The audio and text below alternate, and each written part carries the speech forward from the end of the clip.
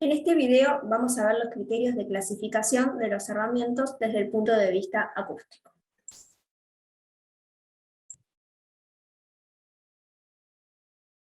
Los tres criterios de clasificación de cerramientos que vamos a ver son cerramientos simples, cerramientos dobles y cerramientos heterogéneos. Vamos a comenzar por los cerramientos simples. Las particiones simples son las que están constituidas por una pieza acústicamente homogénea. Por ejemplo, un cerramiento simple puede ser una pantalla de hormigón de 10 centímetros de espesor. Evidentemente, dentro de la masa del hormigón voy a tener unas armaduras, algún tipo de canalización eléctrica, etc. Otro ejemplo puede ser una pared de ladrillo, donde tengo el ladrillo, más el mortero, más el revoque y demás. Así que un cerramiento simple no es un cerramiento con un único material, sino que puede componerse por varios, pero que en el conjunto trabaja de forma homogénea si lo analizamos desde el punto de vista acústico. La curva típica de aislación de una partición simple permite identificar tres regiones. Si miramos la gráfica de la diapositiva, tenemos las frecuencias en las abscisas y en el eje de las ordenadas está el R. Como ya vimos, cuanto mayor sea el valor R, el cerramiento será más aislante. Vemos entonces en la gráfica cómo se denomina a cada región. La región de elasticidad, la de masa y el fenómeno de coincidencia. Como vemos entonces en la gráfica, la curva típica de un cerramiento simple no es constante, sino sería una línea horizontal. Entonces, lo que tiene es un comportamiento que vamos a explicar en las siguientes diapositivas. La región 1 es la región que tiene menos incidencia a los efectos prácticos arquitectónicos. Se trata de aumentos y disminuciones de la capacidad aislante de la partición por fenómeno de resonancia. Cuando hablamos de resonancia acá, hablamos de una resonancia propia del cerramiento, el cual se caracteriza por ser un elemento casi laminar debido a que tenemos dos de sus dimensiones que son superiores a la tercera. Entonces, los cerramientos más usuales presentan frecuencias de resonancia por debajo de los rangos de interés, incluso subsónicas. Lo que se quiere decir con esto es que la incidencia de esto en la aislación del material es muy poco debido a que tiene que darse en frecuencias muy bajas, en las cuales el oído humano no percibe o percibe muy poco, entonces no hay mayor dificultad o incidencia. Esto es para los cerramientos más usuales en construcción, claro.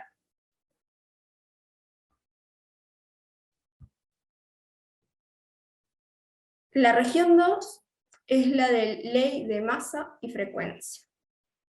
En un principio, cuando se comenzó a ensayar este tipo de cerramientos, se creía que los mismos solo respondían a esta ley. Fue mucho más adelante que se descubrieron las otras dos zonas que estamos viendo hoy.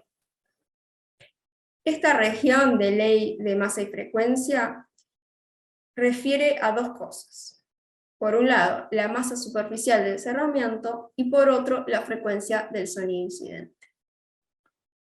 La pérdida de transmisión crece al aumentar la masa por metro cuadrado, densidad superficial, del cerramiento y al aumentar la frecuencia del sonido incidente.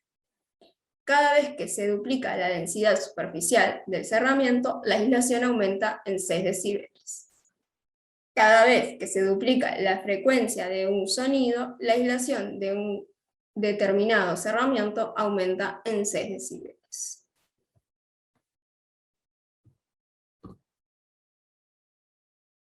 Entonces, en la diapositiva vemos la fórmula, donde podemos ver que si duplicamos la masa del cerramiento dentro de esta región, obtendremos 6 decibeles más de aislación. Y para un mismo cerramiento, si duplicamos la frecuencia, también obtendremos 6 decibeles más de aislación. Entonces, como ya veníamos diciendo, para una determinada partición, densidad y espesor definidos, su eficiencia como aislante aumenta con la frecuencia a razón de 6 decibeles por octava. Para una determinada frecuencia, la capacidad de aislación del cerramiento aumenta en 6 decibeles cada vez que se duplica la densidad, manteniendo el espesor, y el espesor, manteniendo la densidad. Voy a poner un ejemplo para explicar esto último. Si en un proyecto tengo una pared de ticholo de 8 centímetros de espesor y decido cambiarlo por un ticholo de 12 centímetros, el parámetro que estoy cambiando ahí es también la masa del cerramiento, y por lo tanto, según esta ley, estoy aumentando la aislación del cerramiento. Así que, o puedo aumentar el espesor de un mismo material, o puedo cambiar el material eligiendo uno más denso.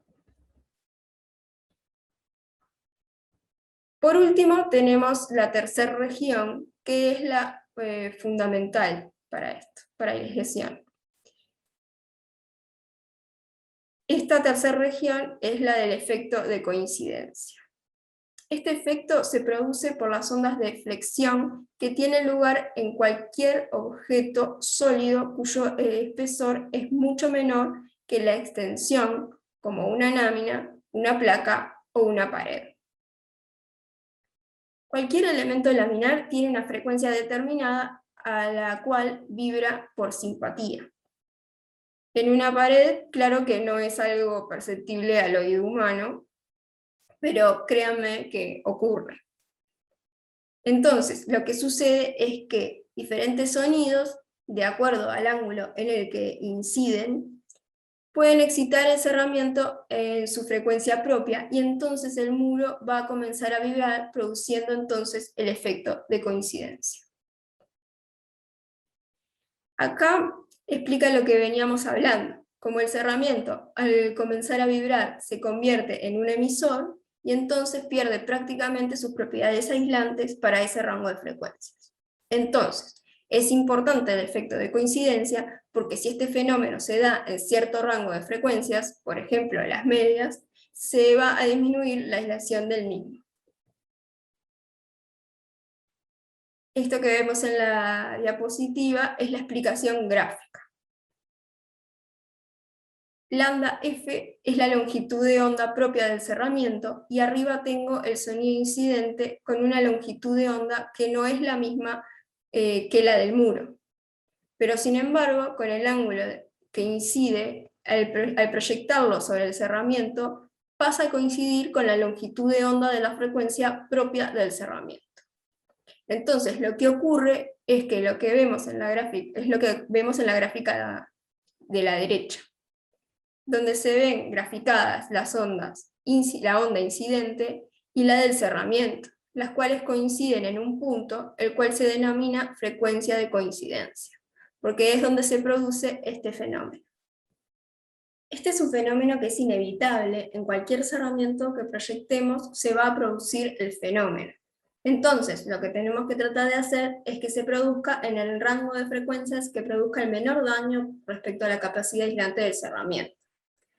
Entonces, para esto tenemos que ver a qué responde.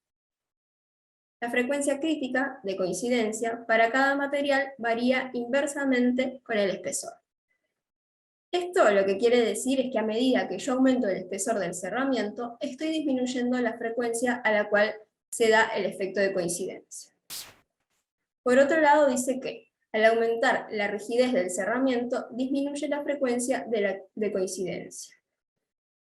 Entonces, los dos parámetros que tenemos para correr la frecuencia de coincidencia son dos: la rigidez del cerramiento y el espesor del mismo. Esta es una tabla con algunos materiales usuales de construcción, con los datos de densidad y también la frecuencia de coincidencia por el espesor expresado en centímetros. Entonces, por ejemplo, si yo tengo una rebanada de 1 centímetro de espesor de hormigón, entonces el efecto de coincidencia va a ocurrir a una frecuencia de 1850 Hz. Esto entonces sería muy perjudicial, porque no solo se encuentra dentro del rango de audición, sino que está dentro del rango crítico de frecuencias, porque hay mucha información. sea, la palabra hablada, los ruidos usuales, es donde el oído es más sensible, como vimos en las curvas de sensibilidad del oído, etc. Entonces, hace que la aislación del cerramiento sea sumamente baja. Pero si en cambio tenemos 10 centímetros de espesor de este mismo material, ahí la frecuencia crítica sería de 180 Hz. Porque lo que hago es dividir este valor por el espesor, 10. Entonces, la FC será 180 Hz. Entonces, ese valor ya no es muy dañino.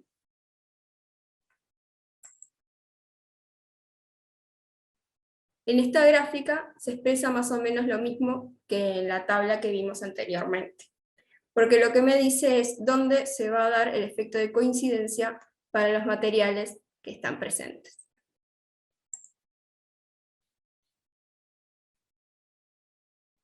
Bueno, entonces, con esta gráfica lo que vamos a hacer es resumir un poco lo que venimos viendo hasta ahora. Tenemos, primero, en la primera región, que es la de las resonancias, que está gobernada por la elasticidad, lo cual en principio es poco dañino para la aislación del cerramiento porque cae fuera del rango de audición. Después está la segunda región, la de ley de masa y frecuencia, donde crece la aislación 6 decibeles por octava, hasta que se produce el fenómeno de coincidencia. Entonces, a efectos prácticos, el recurso que tenemos es tratar de hacer que el efecto de coincidencia se produzca o en las frecuencias bajas o en las frecuencias altas, para las cuales somos menos sensibles. Entonces, cuando hablamos de cerramientos simples, las soluciones adecuadas son las siguientes. 1. Tener gran masa y rigidez. Esto es lo que se logra generalmente con lo que denominamos construcción tradicional, donde se usan, por ejemplo, cerramientos de ladrillo muy anchos, etc. Entonces, lo que logro es tener gran masa, lo que hace que tanto la frecuencia de resonancia como la de coincidencia sean inferiores a 100 Hz, donde si bien el oído lo percibe, no es muy sensible y hay poca cantidad de información de interés que ocurre en estas frecuencias. Entonces, este cerramiento lo estudiamos como un cerramiento que actúa bajo la ley de masa y frecuencia. Otra solución puede ser de hacer un cerramiento con importante masa, menos que el anterior, pero de baja rigidez. Esto se basa en dos criterios: desplazar el fenómeno de elasticidad a las bajas frecuencias y desplazar el fenómeno de coincidencia a las altas frecuencias. Así entonces el cerramiento está comprendido dentro de la ley de masa y frecuencia. Estos cerramientos son, por ejemplo, los paneles sándwich que estamos muy acostumbrados a ver hoy en día. Por otro lado, las soluciones deficitarias son las que tienen poca masa y alta rigidez. Por ejemplo, un muro de ticholo o bloque.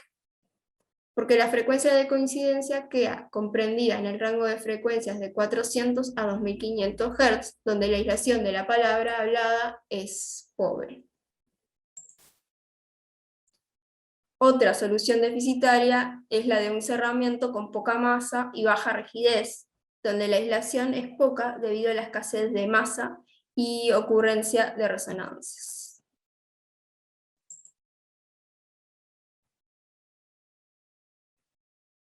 Bueno, a partir de aquí vamos a ver entonces los cerramientos dobles. Por distintos motivos económicos, industriales, constructivos, en un momento dado nacieron los que denominamos cerramientos dobles. Lograr una alta pérdida de transmisión con particiones simples es difícil porque la mayoría de los materiales constructivos tienen una frecuencia crítica demasiado baja.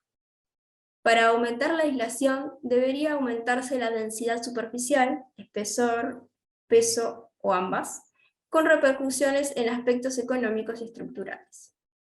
Lo que vemos en la imagen es un ejemplo de un cerramiento doble, Es un tabique compuesto por 2 placas de yeso, pero una pared doble también puede estar formada por 2 hojas de ladrillo, de ticholo, etc. Entonces, las particiones dobles se forman con 2 particiones simples separadas entre sí por una cámara de aire. Responden a la ley de masa-resorte-masa, que resulta más efectiva para aislar que la ley de masa y frecuencia. Esto que estamos viendo es un modelo teórico de comportamiento que es bastante asimilable al comportamiento real de cerramientos dobles. Hay que tener en cuenta que, como en el modelo teórico, el mejor comportamiento se va a dar cuanto menor contacto haya entre las 2 particiones. En la práctica siempre hay algún tipo de vinculación, pero hay que tener en cuenta que cuanto menor sea esta, el muro va a aislar más. Como en todos los sistemas de este tipo, hay una frecuencia de resonancia F0. Alcanzada esta frecuencia, la pérdida de transmisión se reduce mucho. Para que el aislamiento sea efectivo, F0 debe estar por debajo de las frecuencias de interés. Y en esta gráfica se explica lo que leíamos en la diapositiva anterior. Ese F sub 0, que es la frecuencia de resonancia, como ya dijimos, siempre va a existir. Cuando estudiamos este tipo de cerramientos, tenemos que tener en cuenta que lo que tenemos son 2 cerramientos simples separados por una cámara de aire. Entonces, hasta la frecuencia de resonancia, el cerramiento se comporta como un cerramiento simple por la ley de masa y frecuencia, donde la masa es la suma de ambos cerramientos. Una vez pasada la frecuencia de resonancia, donde hay una caída de la aislación, su comportamiento pasa a ser como el del modelo de la ley masa-resorte-masa, con un crecimiento de 12 decibeles por octava, superior al de 6 decibeles por octava de la ley de masa y frecuencia. Como se ve entonces en la gráfica, el aumento de la aislación por octava del modelo masa-resorte-masa es superior al de masa y frecuencia. Por lo que si la frecuencia de resonancia la desplazo todo lo posible a los graves, hago que todo responda a la ley de masa-resorte-masa. Por lo que la aislación de este cerramiento va a ser bastante mayor que la que me daría un muro con igual masa. Entonces, el recurso técnico que tengo que tener en cuenta en el momento de proyectar un cerramiento doble es cerciorarme que F0 no esté en el rango de interés, moviéndolo hacia los graves. ¿Y cómo podemos ver entonces en la fórmula que está acá a la derecha? Los parámetros que determinan la frecuencia de resonancia es la densidad superficial de ambos cerramientos y la distancia en metros entre estos. Para que F0 tenga valores pequeños, tengo 2 posibilidades. 1, aumentar la densidad superficial de los cerramientos, o si no, aumentar la distancia entre estos.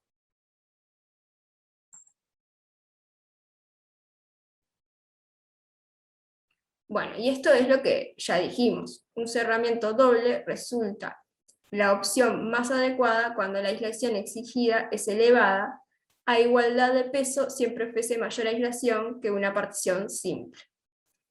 Como contrapartida, al incorporar la cámara de aire, supone un aumento de espesor de cerramiento y sacrificio de metraje construido. Un caso típico de un cerramiento doble es un tabique de yeso. En este ejemplo vemos que en la realidad las placas están vinculadas por un montante, a diferencia de lo que dice el modelo teórico. Esto lo que quiere decir es que las vibraciones que puede tener una placa se transmite por vía sólida a la otra, haciendo entonces que la aislación sea menor de lo esperable a partir de lo que vemos en el modelo teórico. Pero sí hay que tener en cuenta de que es muy similar. Entonces, como comentamos antes, si lo que queremos es aumentar la aislación de un cerramiento doble, podemos variar 2 cosas. La primera sería aumentar la masa de los cerramientos. Como vemos en estos gráficos, lo que se hizo fue aumentar la cantidad de placas, se duplicaron.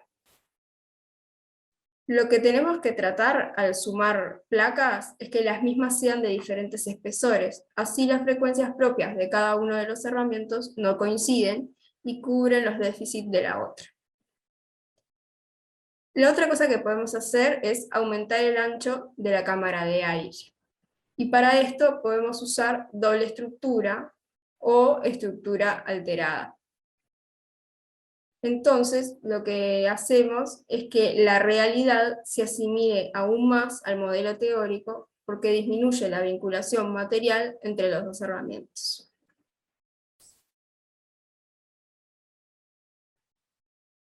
El tercer y último de los criterios de clasificación es el de los cerramientos heterogéneos. Hasta ahora veníamos hablando de los casos en que el cerramiento es continuo, pero en la mayoría de los casos los cerramientos cuentan con más de un elemento, muro, ventana, puerta, etc. Y cada uno de estos materiales tendrá un RW distinto. Entonces, en estos casos se deberá calcular el R equivalente, reducción equivalente por pérdida de transmisión compuesta del cerramiento. Esto que vemos en esta diapositiva es la manera de calcularlo, pero también nos sirve para ejemplificar.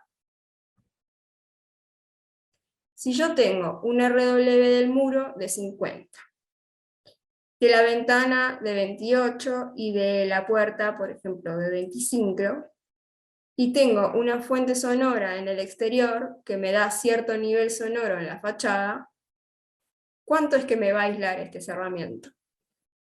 Entonces, para calcular la aislación que me va a otorgar este cerramiento, debo calcular el R equivalente, para saber cuánta cantidad de energía ingresa al interior y así entonces poder evaluar el confort, si estoy o no.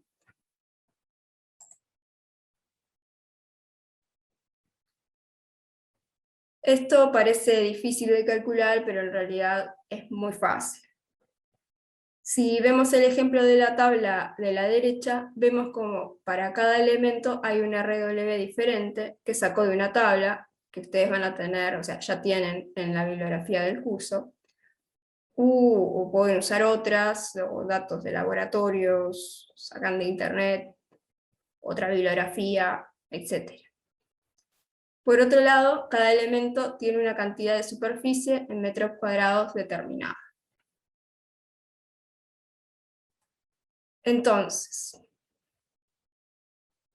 haciendo el cálculo, en este caso nos da que el cómputo de reducción equivalente de este muro es de 29 decibeles. Algo que es muy importante recordar es que el RW del